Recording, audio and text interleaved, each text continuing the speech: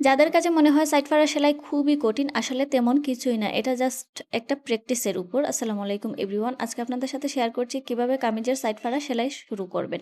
Side ফাড়ার জন্য প্রথমেই কিন্তু টিকিন দিয়ে রাখি আমরা কাটিং এর সময়। তো ওইখান থেকে একটা বাজ দিবেন, 1/2 ইঞ্চি পরিমাণ দিয়ে আরও একটা বাজ দিবেন।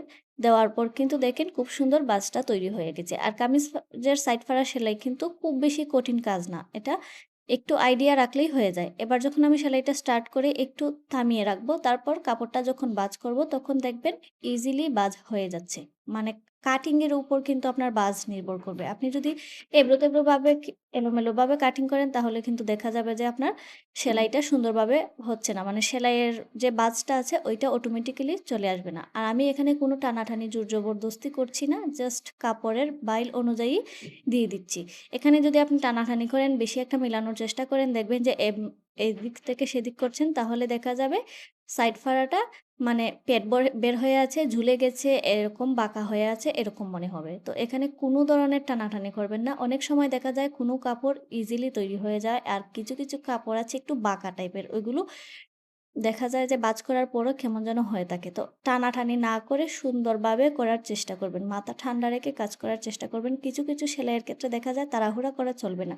আর এই যে কোমরের দিকটা, এটা কিন্তু আমি বাজ করার সময় নিচের পার্টটা টান দিয়ে সামনের দিকে নিয়ে এসেছি। না হলে দেখা যাবে ওপর পার্টে কাপড়টা কুঁচকে আছে সাইডের দিকে কোমরের সাইডে। তখন কিন্তু দেখতে একদমই ভালো লাগবে না। এবার আমি অপর পাশেরও সাইড ফাড়াটা সেলাই করছি।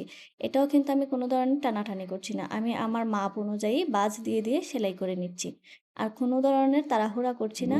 দেখতেই পাচ্ছেন আপনাদের কাছেই কিন্তু আমি খুব স্লোভাবে ভিডিওটা দিয়েছি। আজকে কোনো ধরনের স্পিড দেই নাই। যেহেতু কাজটা খুবই গুরুত্বপূর্ণ, তাই চেষ্টা করেছি যতটুকু সম্ভব হালকাভাবে বোঝানো যায়। এভাবে করে আমার সাইড ফাড়া সেলাইটা কিন্তু শেষ হয়ে গেছে। এবার নিচের দিকটা দেখাই। আমি কিন্তু সবসময় আগে একটা সেলাই দিয়ে ৪ পার্ট সেলাই করে ফেলি। তারপরে সাইডের যেই চাপ সেলাইটা আছে ওইটা দেই। একটা, একটা করে কিন্তু আমি সেলাই দেই না।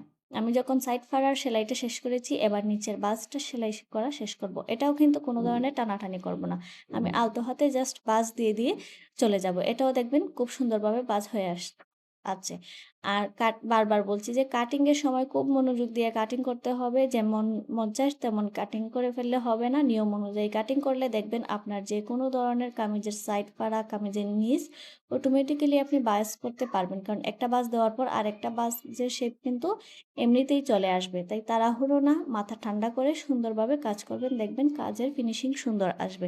এভাবে করে যখন আমি সাইড ফাড়া সেলাই শেষ করে ফেলবো, নিচের পার্টটাও শেষ করে ফেলবো, পরবর্তীতে কিন্তু আমি একটা সাইড থেকে সেলাই করা শুরু করব। এই যেভাবে যেখান থেকে শুরু করব ওইখানে এসে শেষ করবে। আর আপনাদের দেখিয়ে দিচ্ছি, এখানে বলবেন যে ফিনিশিং হয় নাই, আমি জাস্ট একটা সেলাই দিয়েছি, কোনো আয়রন করি নাই, আরেকটা সেলাই দিতে হবে সাইড দিয়ে, এটা অবশ্যই আপনারা জানেন।